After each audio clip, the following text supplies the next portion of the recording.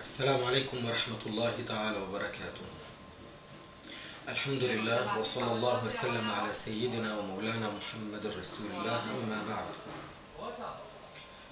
Nous sommes la veille des 10 derniers jours de Ramadan. Ramadan à peine arrivé, nous étions encore en train de dire est-ce Ramadan? Est-ce qu'il faut observer? Qui c'est qui va observer? Et nous voilà pendant Ramadan, jour après jour, nous sommes déjà vers la fin. Nous sommes au seuil des 10 derniers jours de Ramadan. Et les 10 dernières nuits de Ramadan sont particulièrement importantes. Parce que Rasulullah sallallahu alayhi wa sallam, d'après le hadith sharif, إذا كانت العشر الأواخر من رمضان Rasulullah sallallahu alayhi wa sallam, il faisait i'tikaf. Et Rasulullah sallallahu alayhi wa sallam كان يوقظ أهله ويشد مئزره. Il réveillait ses épouses et réveillait la famille pour qu'elles fassent particulièrement des qiyamul layl, des prières de la nuit. Shadda mi'zarahu, ça veut dire il attachait bien son longhi, ce que vous appelez ici longhi. L'izar, c'est le tissu, le vêtement, enfin, pour couvrir à partir de la taille jusqu'au pied. Et ça, c'est une façon de dire il l'attache, donc il est prêt pour faire des ibadah. Les Sahaba Kiram rapportent du prophète sallallahu alayhi wa sallam à quel point il était particulièrement intéressé par les salats qiyamul layl pendant les 10 dernières nuits, et il attachait avec le temps de plus en plus d'importance aux nuits qu'on appelle les nuits impaires. Et pour une raison précise, c'est que c'est Laylatul Qadr dans une de ces nuits impaires. Et alors les Sahaba Kiram en ont parlé beaucoup. Est-ce la 23e? Est-ce la 27e? Est-ce la 25e? La 29e? En tout cas, il y a une très grande partie des Sahaba qui penchent pour 27e nuit. D'autres disent c'est la 23e nuit. Et chez les Tabi'in aussi. En tout cas, qu'on le sache ou qu'on ne le sache pas, c'est pas long un mois. C'est pas long 30 nuits ou 29 nuits. Si quelqu'un fait des ibadah, comme le prophète sallallahu alayhi wa sallam nous a laissé comme sunnah, pour que ça coïncide avec les nuits mubaraka de Ramadan, particulièrement la fin, et si c'est possible, une des nuits les plus mubaraka, qui est la nuit de l'Qadr, la nuit de la destinée, c'est encore beaucoup plus important, beaucoup plus bénéfique. On le sait, Ramadan al-Mubarak, il nous apporte la rahma, il nous apporte le pardon. On le sait, Ramadan al-Mubarak, il nous apporte la multiplication des thawab, des rétributions, des récompenses.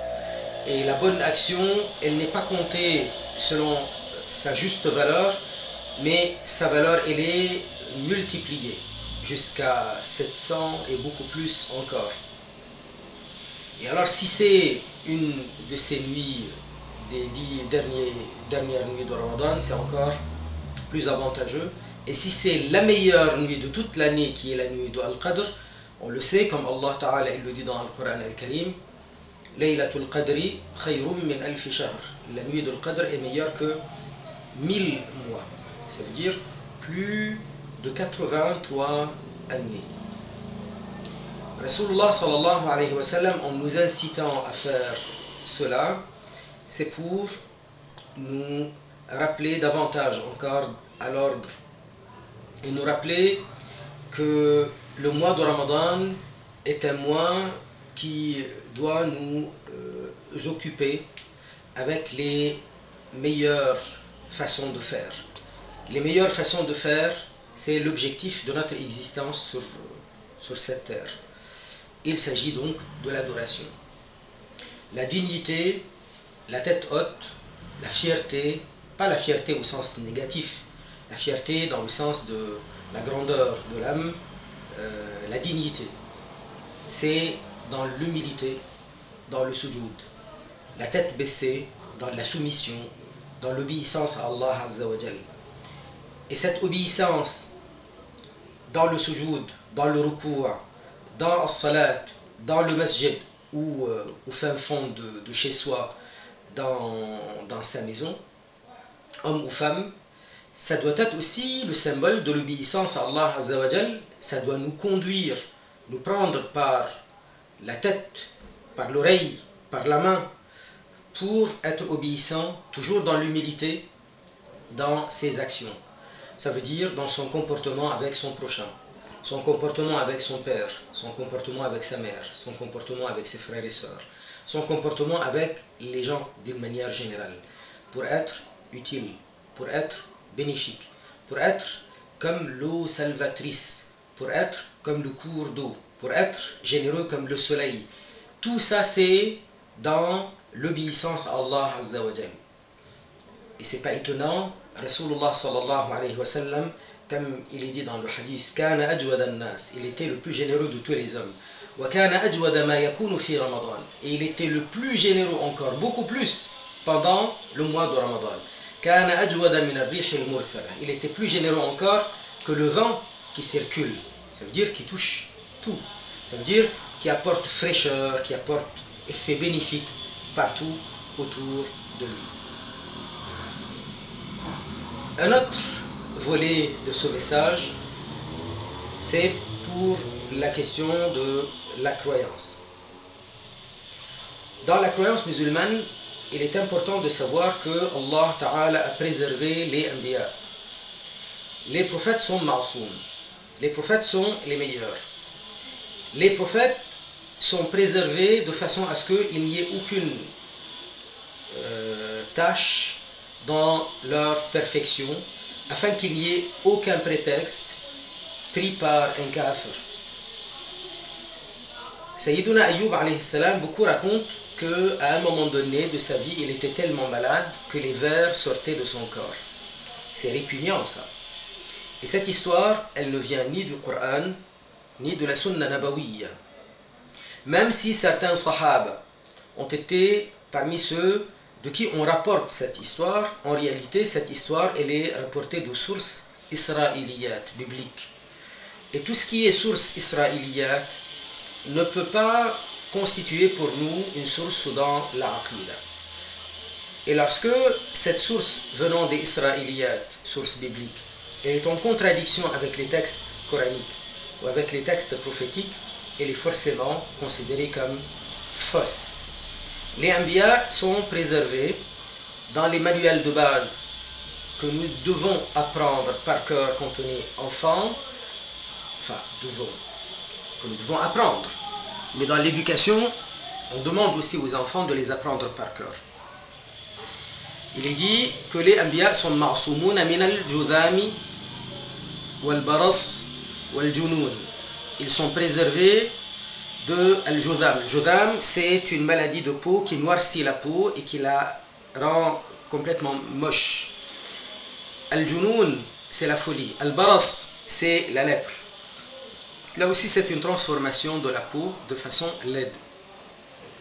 Parce que justement, les prophètes ne peuvent en aucun cas être répugnants. Allah Ta'ala les a protégés de cela, afin qu'ils attirent, et non pas que les gens les fuient. Ça c'est aqida de l'islam. Dans le Coran al-Karim, Allah subhanahu wa ta'ala réfute les accusations contre les anbiya quand les kafirs disaient qu'ils sont fous, quand les kafirs ils disent que c'est des sorciers, quand les kafirs ils disent que c'est des sha'ir, ça veut dire des poètes, quand ils disent qu'ils sont mu'allam, mu'allam ça veut dire ils ont appris ça auprès d'un tel ou d'un tel parmi les gens. Et même d'autres textes encore par rapport à Sayyiduna Moussa alayhi salam, par rapport à Sayyiduna Yusuf alayhi salam. Donc lorsque nous savons cela, nous savons que les textes donne au prophète alayhi salam un statut de grandeur, de façon à ce que aucun kafir ne puisse trouver un prétexte pour les fuir et pour ne pas les écouter, pour ne pas les prendre comme un exemple parfait. Donc il est important de comprendre que Ayyub alayhi salam, certes, il a été éprouvé dans son corps pendant 18 années, mais jamais on peut accepter de croire que c'était une maladie répugnante.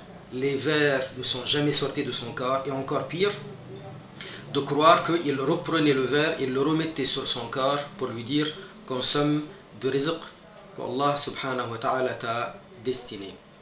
C'est complètement contraire à ad-din d'abuser de cette façon-là, parce que quand on est malade et on a effectivement des vers qui sortent de notre corps, on n'a pas le droit de nuire à son corps. On n'a pas le droit de prendre le ver, le mettre sur son corps pour que le ver nous consomme. C'est haram ça. Donc c'est pas un prophète qui va faire une chose pareille.